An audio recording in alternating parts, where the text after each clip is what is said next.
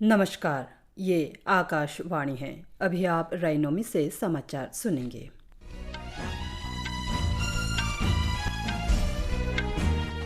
पहले मुख्य समाचार। प्रधानमंत्री नरेंद्र मोदी ने उत्तराखंड और हिमाचल प्रदेश में बाढ़ की स्थिति से निपटने के लिए हर संभव सहायता का आश्वासन दिया। उत्तराखंड में तेज बारिश से जनजीवन अस्त व्यस्त।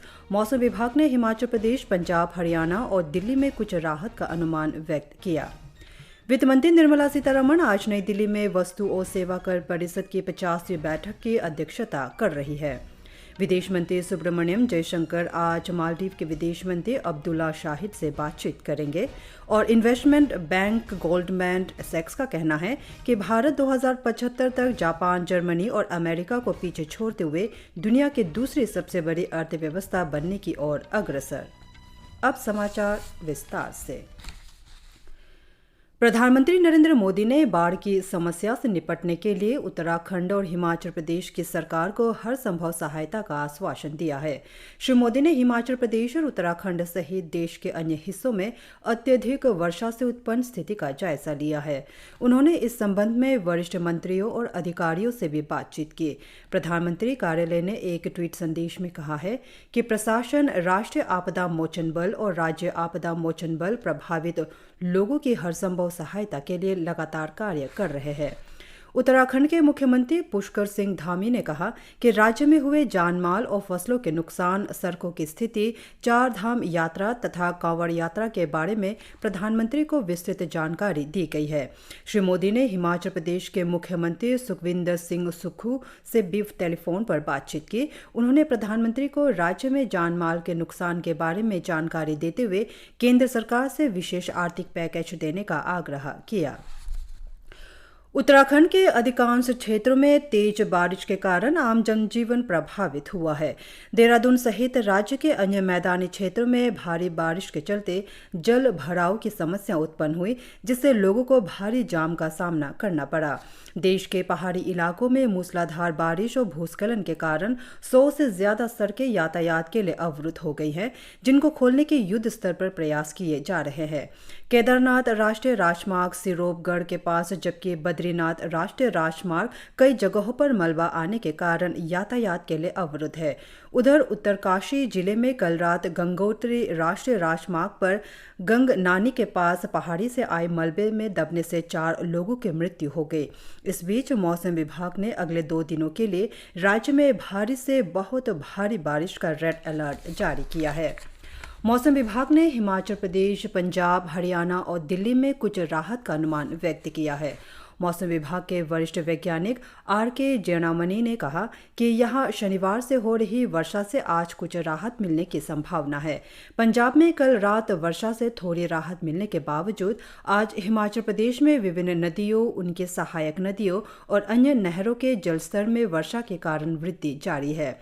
मौसम विभाग ने आज कोई चेतावनी जारी नहीं की है। हालांकि मालवा के कुछ हिस्सों में वर्षा हो सकती है। हमारे संवाददाता ने बताया कि भारतीय सेना राज्य के विभिन्न हिस्सों में बाढ़ के पानी में फंसे लोगों को निकालने में महत्वपूर्ण भूमिका निभा रही है। पश्चिम बंगाल में पंचायत चुनावों के वोटों की गिनती शुरू हो गई है। राज्य के 22 जिलों में 339 केंद्रों पर मतगणना हो रही है। राज्य में पंचायत व्यवस्था के अंतर्गत 73,887 सीटों पर शनिवार को मतदान कराया गया था। वस्तु और सेवा कर परिषद की 50वीं बैठक आज नई दिल्ली में हो रही है। वित्त और कॉरपोरेट कार्य मंत्री निर्मला सीतारमण इसकी अध्यक्षता कर रही है। वित्त राज्य मंत्री पंकज चौधरी, राज्यों और केंद्र शासित प्रदेशों के वित्त मंत्री तथा वरिष्ठ अधिकारी भी बैठक में भाग ले रहे हैं। इससे पहले GST परिषद की 49वीं बैठक इस वर्ष फरवरी में नई दिल्ली में वित्त मंत्री निर्मला सीतारमण की अध्यक्षता में हुई थी। बैठक के दौरान सरकार ने राज्यों और केंद्र शासित प्रदेशों के लिए जून 2022 का 16,982 करोड़ रुपए का संपूर्ण GST बकाया भुगतान जारी करने का निर्णय लिया था। परिषद ने राब और पेंसिल शार्पनर के लिए GST दर को न्यूनतम करने का फैसला भी किया था। उपभोक्ता मामले, खाद्य और सार्वजनिक वितरण मंत्रालय ने कहा है कि खुले बाजार बिक्री योजना के अंतर्गत ई नीलामी के जरिए बफर स्टॉक से थोक उपभोक्ताओं को चावल बिक्री करने का निर्णय जनहित में लिया गया है।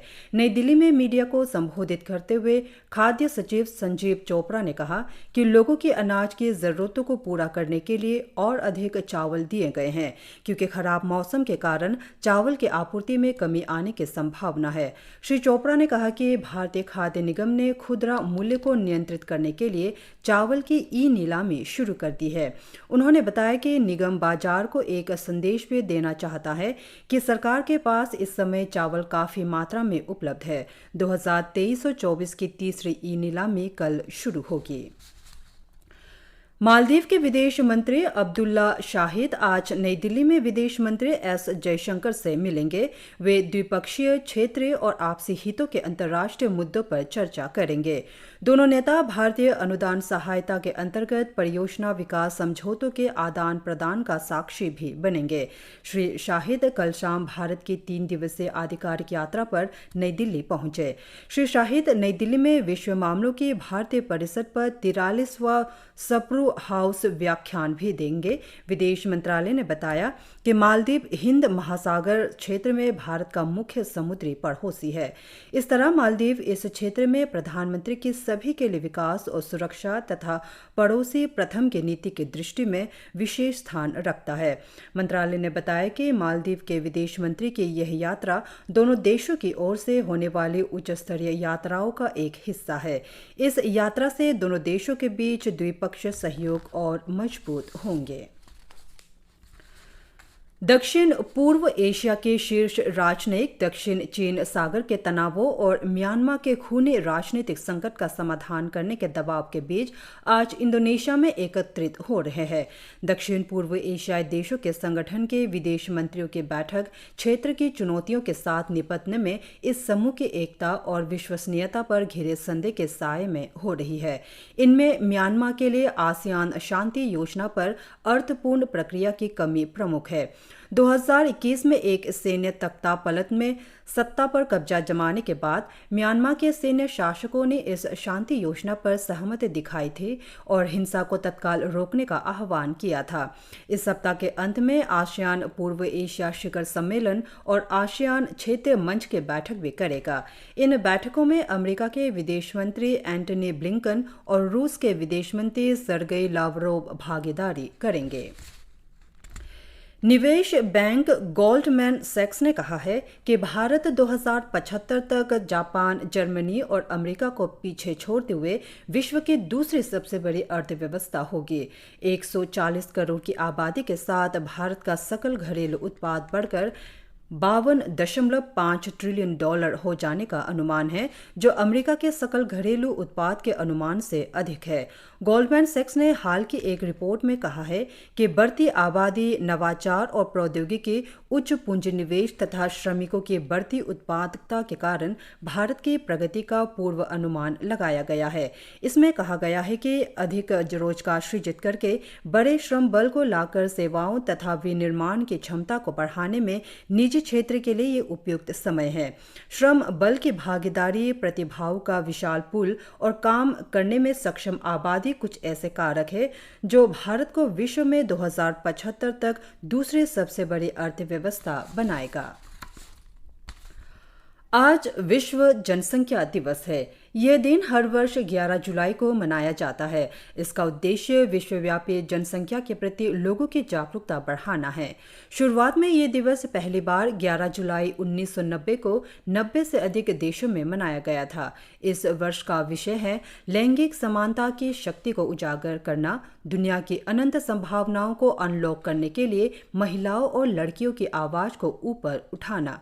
दिसंबर 1990 में एक प्रस्ताव के माध्यम से संयुक्त राष्ट्र महासभा ने पर्यावरण और विकास के साथ जनसंख्या संबंधी मुद्दों के बारे में जागरूकता बढ़ाने के लिए विश्व जनसंख्या दिवस मनाने का निर्णय लिया था।